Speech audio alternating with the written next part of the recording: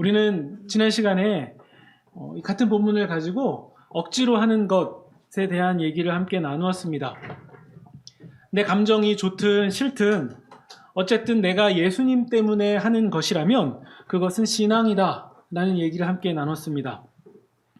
우리가 싫어도 예수님 때문에 했다면 그것은 우리가 성숙해져 간다라는 뜻이라는 것도 함께 나눴고요. 그런데도 지난 시간에 그런 말씀을 함께 나누고 여러분들이 들었을 때에도 아직 다 해결되지 않는 부분이 있었을 것입니다.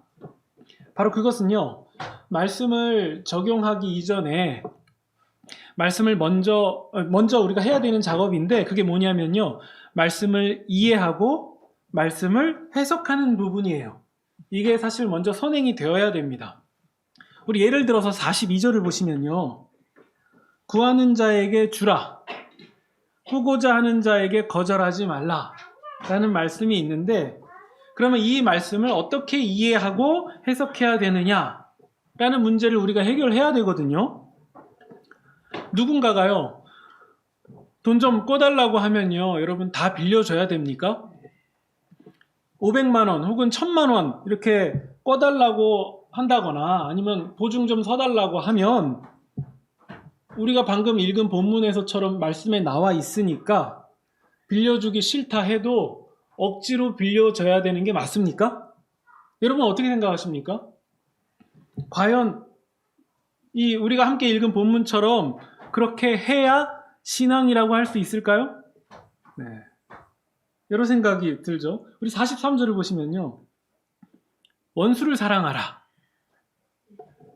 그런데 이게 이제 타인의 얘기로 들을 때에는 아름다운 얘기가 될 수 있겠지만요, 나의 얘기라고 한번 해보세요. 혹은요, 이런 부분도 있잖아요. TV나 신문에 보면요, 정말 인간으로서 상상할 수 없는 극악무도한 짓을 한 사람 얘기들 나오잖아요. 그러면요, 그런 사람들 때문에 피해당한 사람은 그런 가해자를 무조건 다 용서해주고 받아줘야지 맞는 거예요? 제가 목사로서 신앙에 관한 조언을 해야 될 때가 있거든요. 근데 어떤 사람이 저한테 이제 이런 얘기를 하는 거죠. 자신에게 극악무도한 짓을 한 그 사람을 용서할 수 없다고. 그러면서 울면서 자기의 상황을 그렇게 토로하는데, 그 사람에게 제가 그래도 용서해야죠. 아니 그래도 사랑해야죠. 성경 안 보셨어요? 성경에 보면 예수님이 원수를 사랑하라고 하셨잖아요. 그러면 뭐 딴 거 생각할 거 없이 무조건 용서하고 사랑하세요. 제가 이렇게 말을 해주면 성경적으로 100점짜리 대답을 해준 겁니까? 그리고 39절을 보시면요, 오른뺨 맞았을 때 왼뺨을 돌려대라는 예수님의 말씀은 어떻습니까? 만약 예수님이라면요, 예수님이 오른뺨을 맞으셨다면 왼뺨도 돌려대실까요? 여러분 어떻게 생각하세요? 우리는 못해도 예수님은 하실 것이다 라고 생각하실 수 있겠죠? 우리 요한복음 18장에 보면요, 예수님이 십자가를 지시기 전의 상황들이 나옵니다. 이 로마 병정들을 비롯한 몇 사람들이 예수님께 와서 예수님을 체포하려고 하는 그런 상황이거든요. 그래서 그 사람들이 예수님을 체포해서 예수님을 대제사장 앞으로 끌고 갑니다. 우리 요한복음 18장 22절에 보시면요, 그때 곁에 있던 경비병이 이제 대제사장을 향해서 답변하는 예수님을 가만히 보고 있다가 자기가 볼 때 예수님이 대제사장한테 너무 덤비는 것 같으니까 이게 무례해 보이는 거예요. 그래서 손바닥으로 예수님을 쳤다라는 구절이 나와요. 근데 이것을 한글 성경이 번역하면서 좀 이렇게 완곡하게 번역한 것 같은데, 이걸 그대로 그 의미를 가지고 오면요, 손바닥으로 예수님의 얼굴을 쳤다라는 뜻이에요. 그게 요한복음 18장 22절에 나옵니다. 자, 그러면요, 거기를 굳이 펼쳐보시지 않으셔도 예수님은 어떻게 하실까요? 반대편 뺨을 돌려대시면서 자, 이쪽도 치시오 라고 해야지 우리가 읽은 본문과 맞는 거잖아요. 그렇죠? 그런데 그 22절 그 다음 절인 18장 23절을 보시면요, 오히려 예수님은요, 항변을 하십니다. 이렇게 나와 있어요. 내가 한 말에 잘못이 있으면 잘못되었다는 증거를 대라. 그러나 내가 바른 말을 한 것이라면 어째서 나를 치느냐? 예수님이 이렇게 말씀하세요.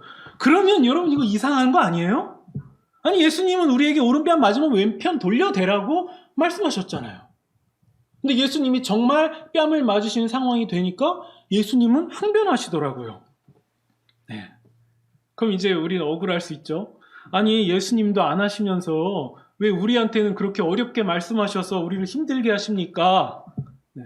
제가 볼 땐 마치 꽃게가 자기는 옆으로 걸어가면서 자식들에게는 왜 똑바로 안 걸어 하는 거랑 똑같잖아요. 그렇죠? 예수님도 항변하잖아요. 저도 누군가에게 뺨을 맞았을 때 항변할 자신은 있어요. 돌려댈 자신은 없죠. 네.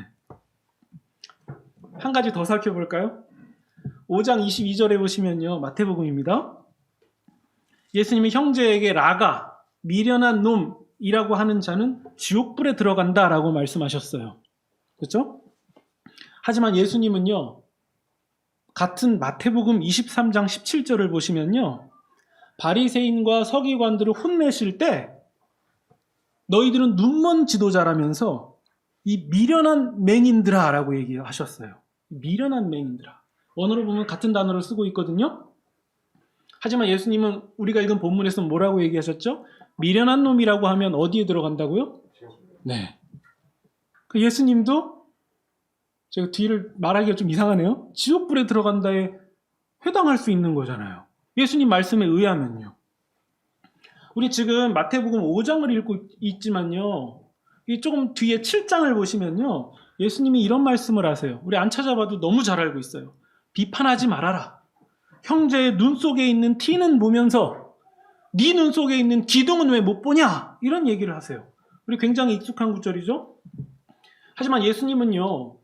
종교 지도자들을 향해서 그들의 부패와 위선과 껍질만 남은 신앙 이런 것들을 비판하셨어요.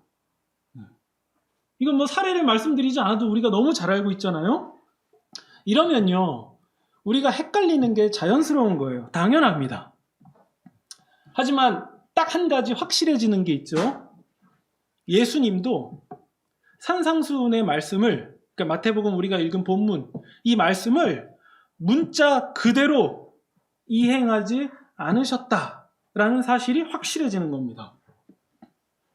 이쯤 되면요. 아니 박 목사는 이렇게 서로 피차 불편한 얘기를 자꾸 늘어나서 설교를 어떻게 정리하려고 저러나 라는 염려가 드실 수 있겠죠? 그런데 좀 더 가봅시다. 여기까지 온 김에요.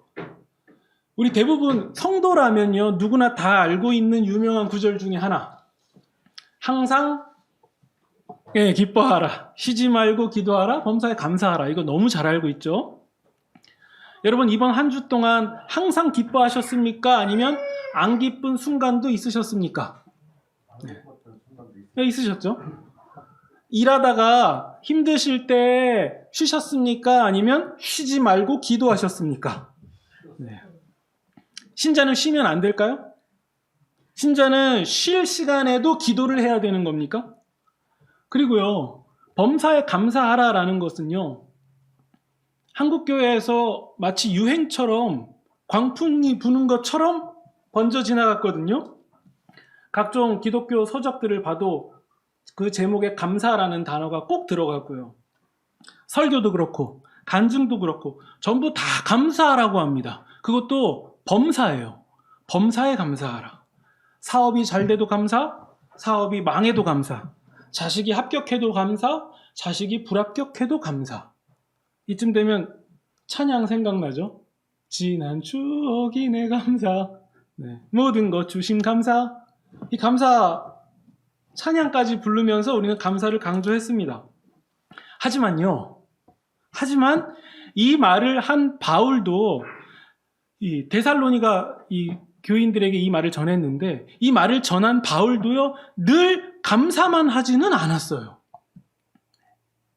이상하죠? 바울이 쓴 성경들을 여러분 쭉 보면요 한탄도 하고 낙심도 하고 훈계도 하고요 날선 비판도 하고요 특히 고린도 후서 같은 부분을 보시면요 협박성 경고도 합니다. 네. 협박을 해요. 내가 당신들 대면할 때 한번 두고 봅시다. 이런 얘기도 해요. 그리고 고통의 절규도 합니다. 눈물의 호소도 해요. 그러니까 정작 바울 본인도 항상 기뻐하지 않았고 쉬지 않고 기도만 하지도 않았고요. 범사에 감사만 하지도 않았어요. 여러분, 사랑하는 사람이 아프거나 혹은 사업이 망했는데 그 사람 귀에 대고서는 항상 기뻐하세요. 아니, 그래도 감사하세요. 이렇게 얘기하면요. 이게 편 맞죠? 우리는 이 말씀을 도대체 어떻게 이해하면 좋겠습니까? 정말 그렇게 문자 그대로 이행해야만 성경적입니까? 우리가 성경을 다시 한번 바라볼 필요가 있습니다. 성경이라는 것은요, 무슨 천상에 있는 서재에 꽂혀 있는 법전 같은 그런 책이 아니에요. 하나님이 우리에게 주신 우리의 얘기예요. 이 말은요, 사람들이 숨쉬고 또 살아가는 그런 삶 속에 아주 가까이 놓여 있는 책이라는 얘기예요. 그러니까 법조항 혹은 천상에서만 존재하는 그런 성역들, 그런 개념이 아니라는 얘기예요. 그러면 성경은요, 사람이 사용하는 말투, 문법, 문체 이런 것들이 그대로 반영되어 있고 그것을 사용했고요. 또 각 나라와 민족, 역사, 또 시대적인 특징, 사회, 문화 요소 이런 것들이 다 저변에 깔려있는 책이 성경이에요. 무슨 얘기냐면요, 우리가 말하는 것과 똑같다는 거예요. 우리가 말하는 거 한번 보세요. 우리 대표적으로 머리 자르러 간다라고 얘기하지만 정말 문자 그대로 머리 자르면 안 되잖아요. 머리카락을 잘라야죠. 근데 왜 우리는 머리를 자른다라고 표현을 하냐면요, 언어의 어떤 경제성, 편의성 때문에 그러잖아요. 네 글자 다 말하기 번거로우니까 의미가 좀 이상해도 머리라고 두 글자로 그냥 얘기하는 거예요. 머리 자른다. 근데 이 얘기를 해도 사람들이 기겁한다거나 놀라는 사람 아무도 없어요. 그 뜻이 이발하러 가는구나. 누구나 알거든요. 우리가 온탕에 들어간다거나 뜨거운 국물 마실 때 시원하다라고 말하는 거예요. 이것을 외국인에게 이해시킨다는 것은 쉽지가 않아요. 그래서 외국인이 뜨거운 국물 마시고 시원하다 그러면 우리 한국 사람 다 됐다라고 하잖아요. 그죠? 그러니까 한국 성인이라면요, 뜨거운 거를 마시거나 온탕에 들어갔을 때 시원하다라고 말하는 것을 굳이 설명할 필요가 없습니다. 무슨 의미인지 알아요. 그럼에도 분명 뜨거운 탕에 들어간 거고 뜨거운 국물을 마신 건데도 그게 시원하다는 것을 우리는 알아요. 이게 말과 의미가 다르다는 걸 알고 있죠. 최근에 제가 생각한 건 밤이 깊다라는 표현이에요. 깊다라는 것은 높고 낮은 어떤 이 고차를 얘기하는 거잖아요. 근데 밤이 깊다라는 것은 무슨 의미일까요? 밤이 높이가 높다라는 얘기입니까? 아니면 깊이가 정말 말 그대로 깊이가 깊다라는 그런 얘기예요? 날이 깊었습니다. 당신의 말에는 깊은 의미가 있습니다. 깊은 의미가 깊다? 네. 한 번도 이상하게 생각하지 않고 쓴 말이지만 이걸 제가 곱씹으니까 조금 이상해 보이기도 하잖아요. 요즘은 또 특히 안 쓰는 말이지만 예전에 자녀를 굉장히 거칠게 키우던 시절에는 뭘 크게 실수했다거나 성적이 정말 엉망으로 나왔다거나 아니면 부모님 지갑에서 돈을 삥땅 했거나 하면요, 나가 죽어라 이런 표현도 쓰잖아요. 네. 외국인들이 문자 그대로 그것을 이해했다면 자식에게 나가 죽어라 라고 한 것을 보고 흉악범이라고 생각할지도 모르겠습니다. 하지만요, 그 당시에 그 말을 들었던 한국 아이들은 정말로 나가서 죽으라는 얘기로 듣지 않았어요. 우리가 쓰는 말이라는 거는 그런 측면이 있습니다. 그러면 우리가 보는 성경도 마찬가지예요. 그런 측면이 있습니다. 성경은 인간이 쓰는 말로 기록한 거예요. 그러니까 우리가 성경을 읽고서는 이 성경을 이해할 때에도요, 성경의 전체 66권 전체 주제 속에서 그 본문을 바라봐야 되고요. 또 앞뒤 문맥에서는 무슨 얘기를 하고 있는지, 또 이 성경을 실제로 받은 당시의 독자들은 어떤 사회적인 문화, 그런 요소들, 이런 배경 속에서 있었는지, 또 어떤 말투, 어떤 문법을 사용했는지, 이런 것들을 다 면밀히 고려하지 않으면요, 성경 말씀을 온전히 이해한다라는 것은 불가능해지는 거예요. 네. 이것은 제가 성경뿐만 아니라 다른 것도 마찬가지라는 얘기를 해드리고 싶어요. 우리 학교 다닐 때 국어 시간에 그 옛날 문학들 이런 거 배우는 시간이 있잖아요. 그거 배울 때 그 당시 사람들이 이런 표현을 썼습니다라는 얘기 하죠? 우리가 쓰는 표현이랑 다른 것도 있잖아요. 옛날에는 자연스럽게 쓰던 게 오늘날에는 욕설이 되기도 하고 다양한 게 교차하잖아요. 그러면 그 문학은 어떻게 배워야 됩니까? 그 시대, 그 수준에서 그 사람이 쓰는 말과 배경과 문화를 충분히 반영해서 그 문학을 이해하는 거죠. 성경도 마찬가지인 거예요. 그냥 문자 그대로 우리가 보면요, 이게 엉뚱해지는 부분이 있어요. 5장 29절 한번 보시겠습니까? 29절 30절에 보시면요, 오른눈, 오른손이 실족하게 하거든 찍어내버려라. 이거 누가 하신 말씀입니까? 예, 예수님이 하신 말씀이에요. 정말 문자 그대로 지키기를 바라고 예수님이 이렇게 말씀하셨을까요? 죄 짓는 사람들마다 불러다가 예수님이 도끼라도 한 자루 갖고 들고선 일로 와, 이렇게 하실까요? 아니면 혼자 고뇌하다가 안 되겠다, 정말 잘라내야겠다 해서 할 때 예수님이 그래, 믿음의 결정이야, 이렇게 하실까요? 그 의미가 아닌 거잖아요. 왜 뜨거운 게 시원한지, 왜 나가 죽으라는 말이 자식 잘 되라고 하는 뜻인지, 이것을 이해할 길이 없는 거예요. 그렇게 보면요. 마태복음 15장에 보시면요, 예수님이 또 다른 얘기를 하십니다. 죄는 손과 발, 눈 같은 그런 육체에 묻어 있는 것이 아니다.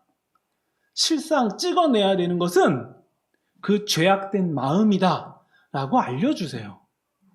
그러면 예수님이 죄악된 마음을 찍어내버리라는 말과 우리가 읽은 본문에 나오는 손과 발을 찍어내라는 말은요, 똑같은 얘기인 거예요. 그럼 무슨 의미겠습니까?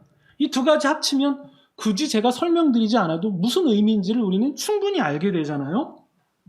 그러니까 예수님은요, 매우 과장된 표현 혹은 섬뜩한 표현, 이런 표현들을 통해서요, 죄라는 것에 대해서 매우 경각심을 가져야 된다. 이게 가벼운 것이 아니다. 정말 잘라내기까지, 죽기까지 싸워야 된다라는 것을 주님이 강조하시는 얘기인 거예요. 누가 오른뺨을 쳤다고요? 그러면요, 그런 행동한 것이 잘못된 것이다라는 것을 분명하게 가르쳐 주는 것도 왼편을 돌려대라라는 말씀과 부합할 수 있는 거예요. 이렇게 이해하셔야 됩니다. 강자가 혹은 굉장히 무섭고 이런 강자가 때리면요, 겁이 나서 다른 편을 돌려대기라도 하겠죠. 근데 예수님은 보세요, 강자에게 맞으셨거든요. 근데 어떻게 하셨죠? 도리어 항변하셨습니다. 이것이 예수님이 보여주신 왼편을 돌려대는 행위인 거예요. 문자 그대로 예수님이 적용하지 않으신 거죠. 그 문자에 담겨있는 의미가 적용된 거죠. 만약 예수님이 어린아이에게 뺨을 맞으셨다면 예수님이 항변하실까요? 아마 그때는 왼편도 돌려대셨을지도 모릅니다. 누가 만약요, 여러분들에게 속옷을 달라, 그러니까 일상복을 달라라고 했다면요, 그 말을 듣는 순간 내가 지금 달라는 요청을 받았네?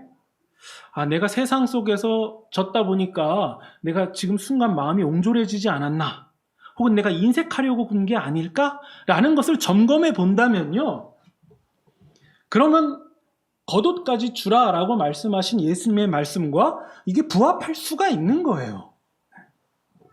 누가 돈 꺼달라고 할 때요, 제가 돈이 너무 많아서 막 꺼주면 얼마나 좋겠습니까? 하지만 돈이 많아도요, 한편으로 반대로 거절하는 것이 지혜일 때도 있는 거예요. 이렇게 말씀을 우리가 이해해야 됩니다. 신자니까 성경에 문자 그대로 나와 있으니까 터무니없는 금액을 요청해도 다 꿔줘야지 맞는 겁니까? 다 줘야 되는 거예요? 그러면 교회는요, 신자들의 모임이니까 이 교회의 재산, 뭐 건물이라던가 가진 재산들 이거 무조건 다 꺼달라 그러면 무조건적으로 저당 잡아주고 다 빌려주고 해야 되는 겁니까? 그렇게 해야 돼요? 그게 말씀을 따르는 겁니까? 그게 신앙일까요? 맞지가 않는 부분이 있는 거죠. 예수님께서는 비판하지 말라고 하셨습니다. 하지만 예수님은 비판을 하셨죠. 그러면 비판하지 말라라는 그 말씀은요, 비판 자체를 금지하시는 게 아닙니다. 예수님이 바리새인과 서기관을 향해서 하셨던 비판을 가만히 보면요, 그것은 사실 사랑이 아니었습니까? 그들을 긍휼히 여기시고 불쌍히 여기셔서 죄악 가운데 잘못 가운데서 돌이켜서 하나님께로 나오게 부르시는 하나님의 사랑이 아니었습니까? 항변하고 비판하고 때로는 꾸짖는 것들, 이것이 더 큰 선을 도모할 때가 있잖아요. 자식을 키운다던가 제자를 양육할 때 꾸짖는 과정 없이 이게 가능하겠습니까? 잘못을 해도 그저 허허 웃어야지 이게 성경적인 겁니까? 꾸짖는 게 필요할 때도 있는 거예요. 그렇다면 그런 비판, 그런 꾸짖음은요, 비판하지 말라라고 말씀하신 예수님의 말씀과 부합될 수 있는 거예요. 그러면요, 이것을 어떻게 정리하면 좋겠습니까? 예수님이 말씀하신 산상수훈, 우리가 읽은 이 본문은요, 신자들에게 명심하세요. 정신, 원리, 방향, 의미, 이런 것들을 강조해서 말씀하고 계신 거예요. 사람에게요, 노하고 미련하다라고 하는 것이요, 여러분 정말 살인한 것과 똑같습니까?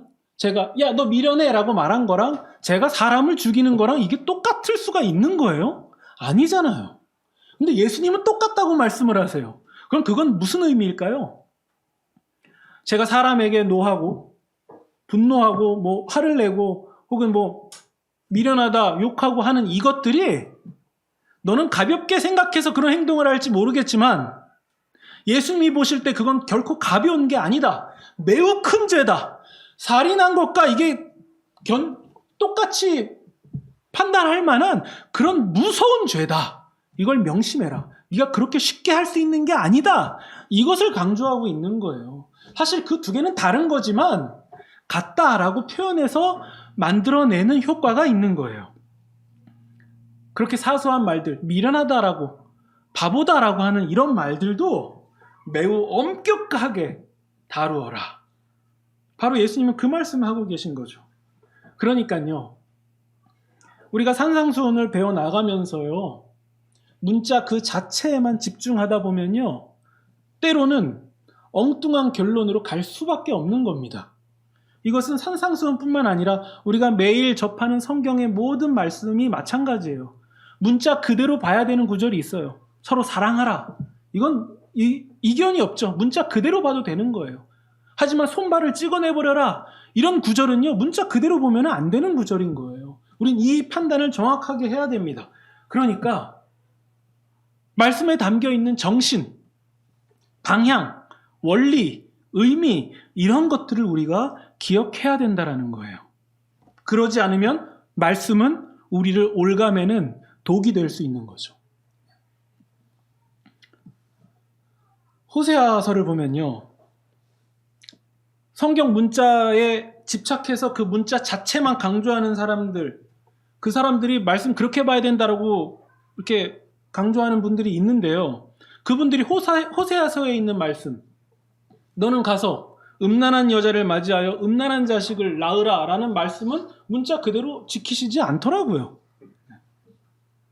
물이 깊은 계곡이라던가 뭐 바다 한가운데 가서 거기서 예수님의 말씀, 물 위로 걸어오라 라는 그 말씀 지키는 거 제가 한 번도 못 봤습니다. 그건 문자 그대로 안 지키시더라고요. 그 의미가 아닌 거예요.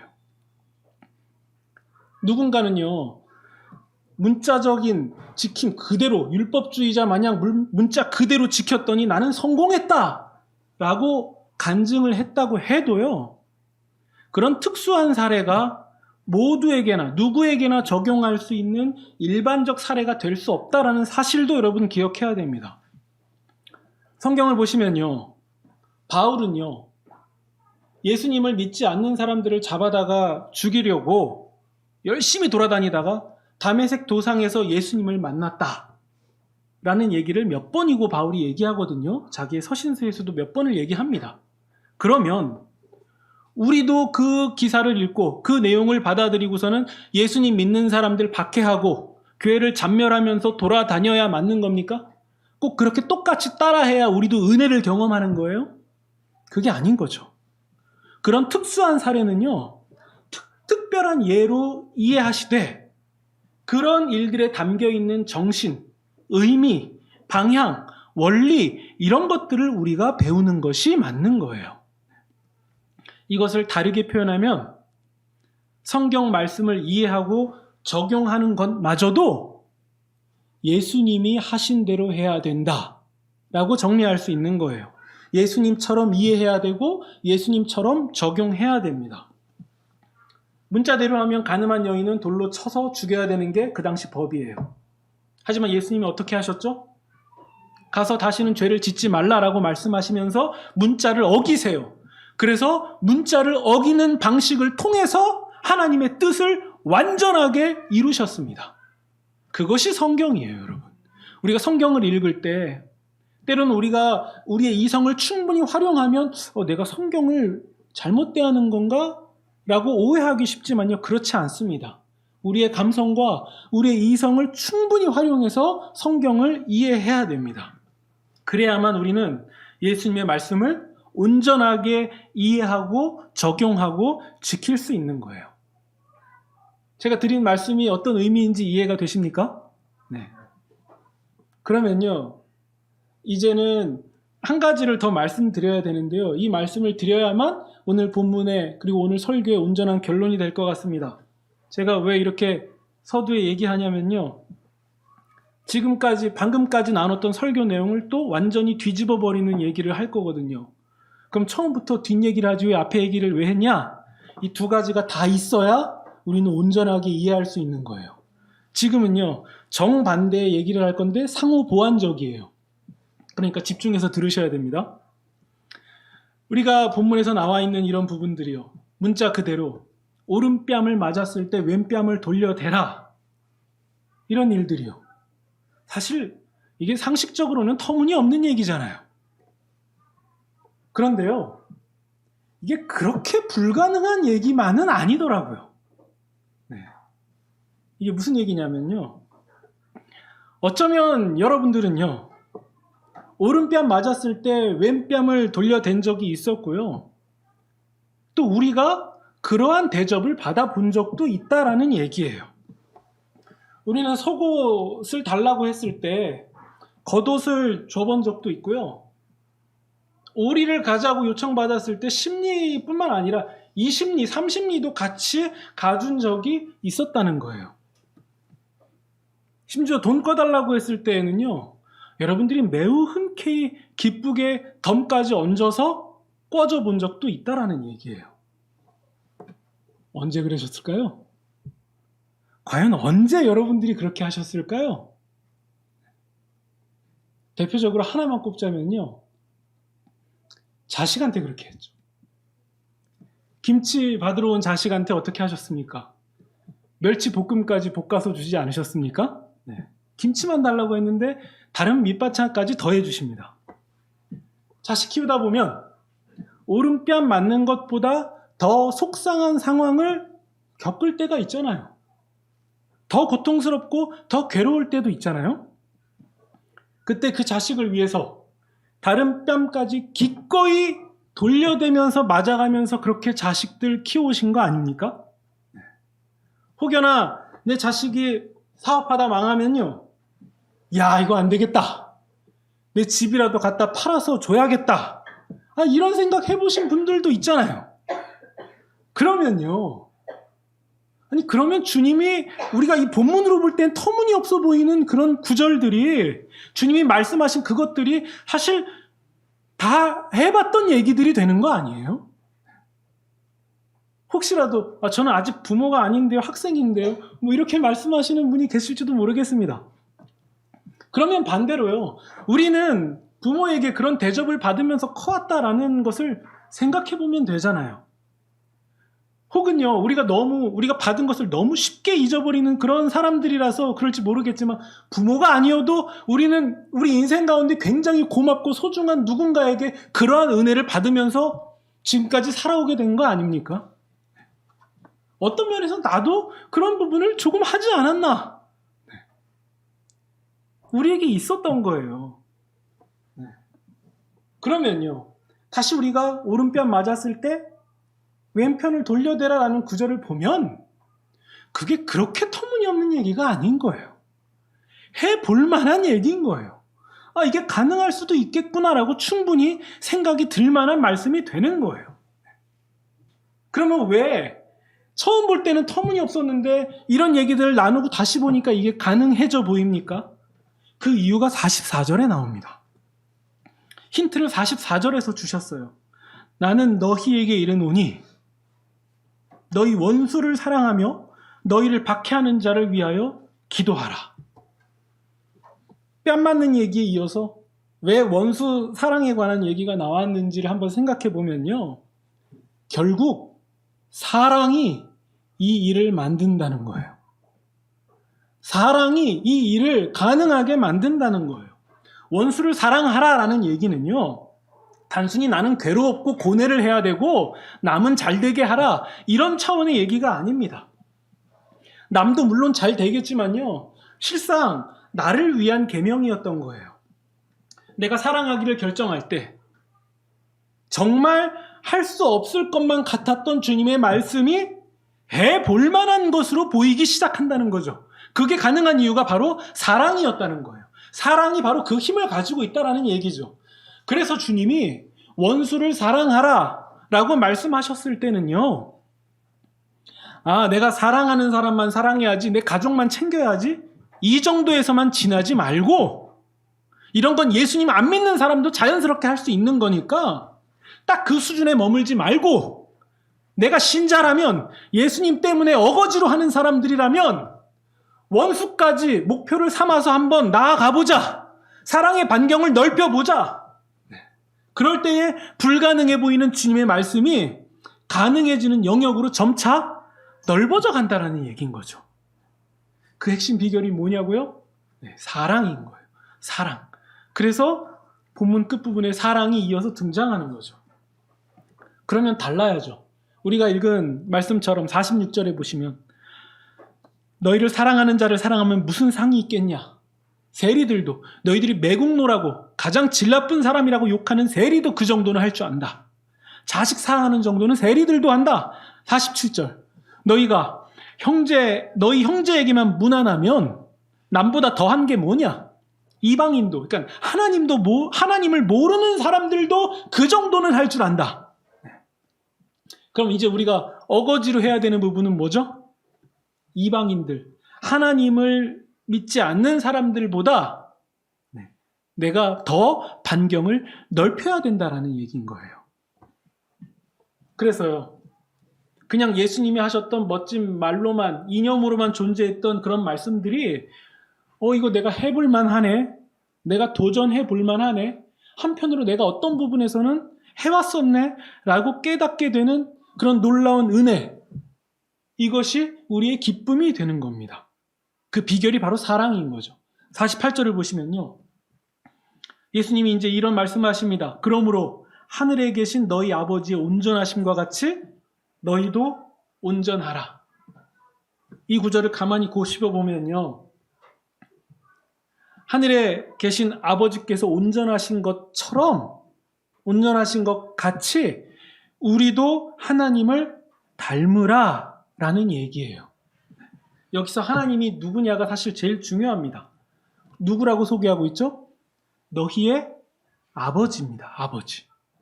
우리의 근원이고 우리의 생명의 정체성이면서 우리가 그분에게로부터 왔고 우리가 그분에게로부터 돌아가야 될 바로 궁극적인 그분, 그 하나님을 말씀하고 있는 거예요. 그분이 우리의 아버지다 라는 얘기를 하고 있는 거거든요. 그러면요, 이 구절은요, 우리가 왜 이런 고민들을 해야 되고 왜 예수님의 말씀을 따라 살아야 되는지에 대한 답이 되는 거예요. 원숭이의 아버지가 원숭이죠. 송아지의 아버지가 송아지 아니죠. 소죠. 네, 소입니다. 그러면 우리의 아버지가 하나님이시라면 우리는 누굽니까? 하나님과 같은 신적 존재들인 거예요. 하나님이 보실 때 하나님과 우리는 같은 존재인 거예요. 우리가 이런 사실을 받아들이면 야, 이거 신성모독이 아닌가라고 생각이 들 수 있겠지만 하나님이 그렇게 여기신 거예요. 하나님을 아버지라고 불러라. 이 단어에 사실 굉장히 큰 의미가 있어요. 여러분 강아지 키워보시는 분들 이거 개라고 얘기 안 해요. 내 딸, 내 아들 이렇게 불러요. 그렇죠? 강아지 안 키우는 분들 입장에서 볼 때는 좀 이상한 사람으로 충분히 보이거든요. 근데 강아지 키우시는 그분은요, 진짜예요. 진짜 자식처럼 여겨요. 이게 아프면 잠을 못 자요. 짐승과 사람 관계가 아니라 얘를 사람으로 여긴다니까요. 이미 하나가 돼버렸다니까요. 이게 하나님께 비유해서 좀 이상하지만요. 아니, 하나님이 우리를 아들로, 자녀로 여기시고 하나님도 우리가 당신을 아버지라고 부르기를 원하시면요, 우리 그런 존재인 게 맞잖아요. 제가 의미를 멋지게 만든 게 아니잖아요. 우리가 신적 존재인 게 맞잖아요. 그러면 왜 우리가 예수님 말씀처럼 원수도 사랑해야 되고 이쪽 뺨 맞으면 저쪽 뺨도 대야 되고 이것을 요구하면 저것도 줘야 되고 왜 우리는 그것을 해야 되죠? 우리가 신적 존재라서 그것을 하는 거예요. 하나님과 같은 존재이기 때문에 그 일을 하려고 도전하는 거죠. 해볼 만한 거죠. 그렇게 하려고 노력하는 거죠. 왜죠? 우리는 세상에 그냥 많은 존재들 중에 하나의 그냥 존재로서 숨쉬다 가는 그런 것들이 아니라 신적인 존재, 하나님의 자녀, 고결한 하나의 놀라운 존재, 그런 자들이기 때문에 우리가 하나님의 말씀을 따라서 살려고 하는 거예요. 원숭이가 원숭이 따라 살듯이 우리가 하나님 따라 살다 보니까 우리는 터무니없어 보이는 구절 앞에 서기도 하는 거예요. 왜 우리는 그 일을 합니까? 하나님과 같은 존재니까. 그럼 어떻습니까? 성경을 다시 보면 이게 해볼 만한 정도가 아니라 해야 되겠죠? 해야 되겠죠? 우리는 이런 과정을 통해서 깨닫는 게 많아지는 거예요. 왜 우리는 고민하는가를 두고 보면요. 아, 내가 하나님과 같은 신적 존재이기 때문에 이 말씀을 지키려고 고민하는구나. 그러면 내가 이 고민하는 것 자체만 보면 아, 나는 구원받은 사람이구나. 우린 이것을 알 수 있는 거예요. 구원의 확신이라고 해서 그냥 감정이 나 구원받은 것 같네? 해서 생기는 그런 확신이 아닌 거예요. 내가 하나님의 뜻대로 살려고 하고 주님을 사랑하고 하는 그런 확실한 증거들을 보니까 아, 내가 구원받은 거구나, 맞구나, 이것을 확인하게 되는 거죠. 우리가 그러면 이제 말씀을 어떻게 대해야 되겠습니까? 정말 바르게 대해야 돼요. 그 바르게 대한다는 것은요, 그 말씀에 담겨 있는 정신, 원리, 혹은 방향, 의미, 이런 것들을 먼저 기억하면서 우리의 삶의 현장에서 또 대하는 대상에 따라서 적절하고 알맞게 적용해야 되는 겁니다. 그게 맞는 거예요. 그것을 지혜라고 부르는 겁니다. 결국 그 말씀이 말씀되게 하는, 말씀이 적용되게 하는 비결이 무엇입니까? 사랑이죠. 이것을 자꾸 강조하다 보니까 왜 하나님을 사랑이라고 하는지, 왜 성경은 그토록 사랑을 강조하는지 그 수많은 이유 중에서 우리가 한 가지를 명확하게 알 것 같지 않습니까? 때로는 우리가 사랑으로 말씀을 멋지게 행하기도 하겠지만요, 또 한편으로는 실패하고 또 고뇌하고 또 다시 일어서려는 그런 과정을 겪기도 할 겁니다. 그러나 이런 모든 과정을 통해서 우리는 성장한다라는 사실을 기억한다면 우리는 매 순간 항상 기뻐할 수 있는 거예요. 매 순간 주님을 향한 마음을 가지고 우리가 두 손 모으고 눈을 감지는 않더라도 기도하는 그런 상황으로, 그런 상태로 살아갈 수 있는 거예요. 누군가 만나기 전에도 하나님, 내가 이 사람을 만나는데 말 실수하지 않게 하시고 해야 될 말이 생각나게 하시고 끊을 때를 적절히 끊을 수 있도록 주님 지혜를 주십시오라고 속으로 외칠 수 있는 거예요. 주님을 의지할 수 있는 거예요. 그러면 항상 기도하는 거죠. 그래서 그런 평안함과 유익을 누릴 때 우리는 항상 기뻐할 수 있는 그런 존재가 되는 겁니다. 그러면서 나는 오늘 하루도 하나님과 같은 신적 존재로 살아가는구나. 나는 구원받았구나. 이것을 확인한다면 그것이 우리가 매일매일 만날 수 있는, 접할 수 있는 하나님 나라인 거죠. 우리가 하나님 나라를 그렇게 맛보게 되는 겁니다. 이 놀라운 은혜와 특권을 다시 한번 기억하시면서 예수님처럼 사랑으로 말씀을 매우 적절하고 올바르게 행하시는 그런 저와 여러분이 되시기를 주님의 이름으로 축원드립니다.